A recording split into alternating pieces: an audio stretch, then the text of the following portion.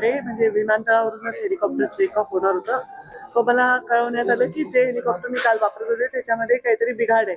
म्हणजे कालही असं वाटलं थोडं जुनं हेलिकॉप्टर होतं ते आणि त्याच्यात काही बिघाड आहे. आता मी काय बिघाड आहे वगैरे टेक्निकल डिटेल्स मध्ये गेले नाही आणि मग त्यांनी मला सांगितलं की ते दुसरं हेलिकॉप्टर मला पाठवत आहे. तर तेही हेलिकॉप्टर पाठवायला थोडा विलंब झालाय, नाही तर मी बाय कार जाऊन पहिली सभा तरी केली असती. नाही म्हणजे लिटरली देव पाण्यात ठेवले म्हणण्याचा अर्थ असा आहे की माझी आई सतत लँड झाली का, टेक ऑफ झाली का, कारण शेवटी एवढी मोठी दुर्घटना जी झाली आहे ना त्याच्यामुळे सगळ्यांचे मन हादरलेले आहेत किंवा एक टेन्शन लोकांच्या मनामध्ये आहे.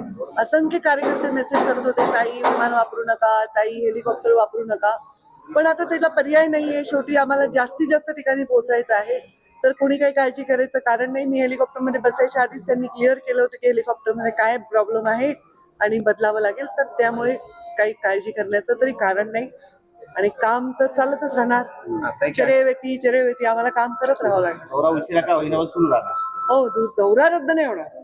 काही झालं तरी दौरा फिका. कदाचित शेवटच्या 2 सभा रद्द होतील कारण अंतर खूप आहे, मी पोचू नाही शकणार बायकार देखील. खरं सांगू का, जेव्हापासून अजितदादांचा अपघात झालाय, निधन झालंय, तेव्हापासून मी क्षणोक्षणी हाच विचार करते की त्या सर्वांवर जे विमानात होते त्या लोकांना त्यावेळी काय वाटत असेल, त्यांनी किती भयानक ती भीती किंवा यातना किंवा ते भय अनुभवलं असेल.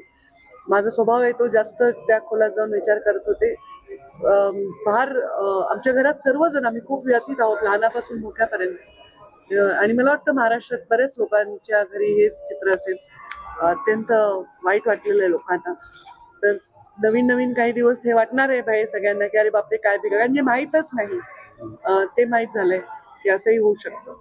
तर वाटणं साहजिक आहे, पण आता त्याला पर्याय नाही आहे. प्रत्येकाला आपलं काम आणि कर्तव्य करावं लागतं. खरं तर मला सकाळी 10:30 वाजता मी निघणार होते हेलिपॅडकडे, म्हणजे विमानतळावरूनच हेलिकॉप्टर टेक ऑफ होणार होतं.